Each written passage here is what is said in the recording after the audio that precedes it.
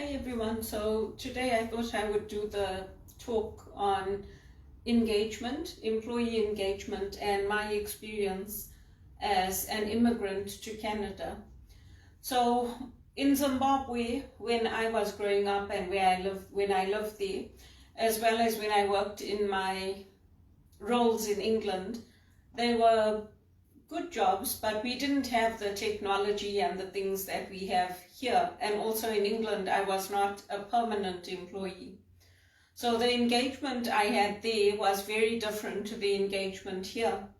When I was there, our training was done in real time. It was mainly verbal feedback, and it was on the job. We didn't have these annual performance appraisals where you had to sit down and review the year and then your bonus was decided on that.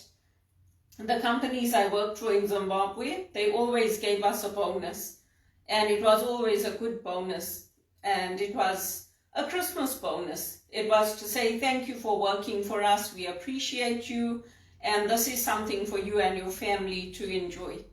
And that happened whether it was in a small company or a big company, because people appreciated what we brought to the table.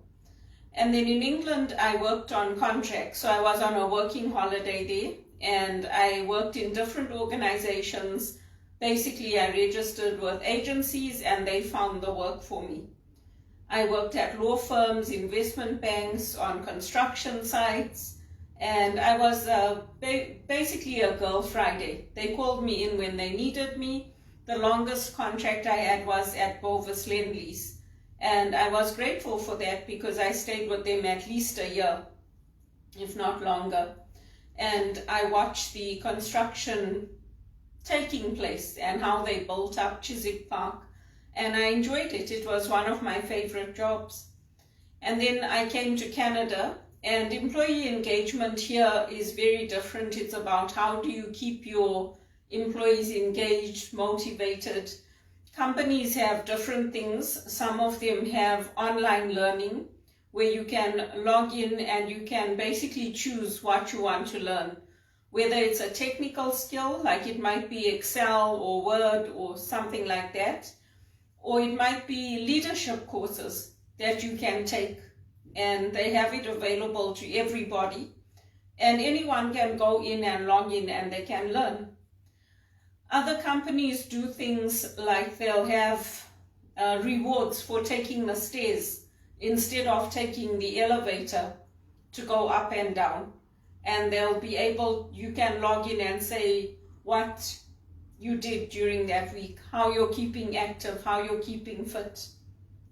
Other companies will have pizza lunches, or they'll have movie nights where everybody can log in at the same time and watch a movie, and you can discuss it the next day.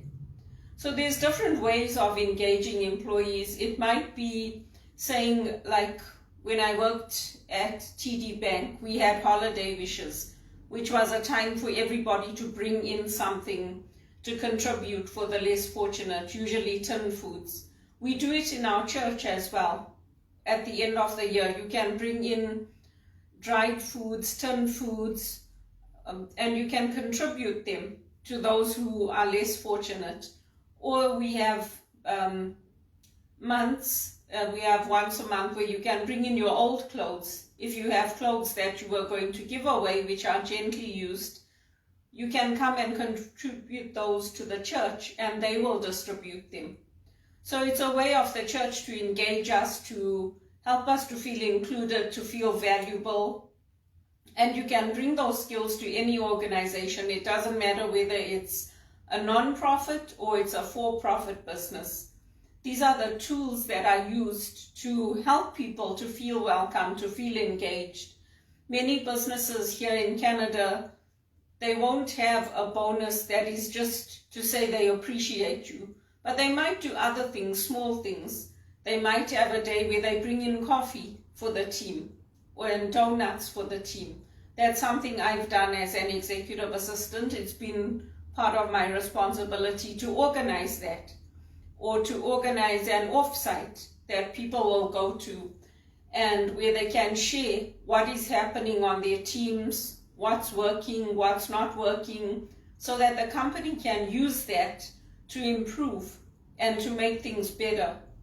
With the COVID being over and with things being what they are in Canada right now, companies are looking to bring back people who have experience in their businesses, in their areas, and also to bring in new people. Because if you only have the same people in the company and they are used to things and they are used to the way things work, you're not going to bring in any fresh ideas or any fresh ways of looking at things. So when I listen to my John Maxwell talks, I listen to what they are teaching us, and then I reflect on how my experience has come about as an immigrant and what I've noticed, what I have found. So some companies will hire big consulting companies like McKinsey and Deloitte and EY to bring in these ideas and to help the organization move forward. And those are the same skills that we can take to our own companies. For those of us who are working, we can use that. We can give the suggestions to our managers. And it's something I've done in the companies I've worked at, because it's a good way. Why not? We're a team. We're all there to help each other and to make things better for the organization. So that's a little bit about employee engagement and the migrant experience. And if you're in Zimbabwe or South Africa, don't feel that, oh, you're not as good, because sometimes our events and the things that we had were even better than what I've experienced here. With our black tie events, our events where we hire the caterers and we have our beautiful white tablecloths with our flowers and the 3-course meals. So don't feel like, oh, we can't do that. We've done it in Zimbabwe and we know how to do it. So if we can do it there where we have limited resources, we can certainly do it in Canada, which has a lot more resources available. And that's the way that things get done. If you care about people and you have experience dealing with people, then you can always bring that to the organization. And at the end of the day, that's what makes the companies profitable, because people do a good job and they care and they want to do better. And if the company is profitable, hopefully you work for a good company where they reward you.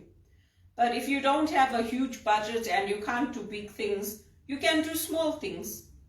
I mean, you can bring in some flowers and put them in the office, or you can buy a box of chocolates and share them. You can do small things to build employee engagement. You don't have to do big things. It's the small things in the end that lead to the big things.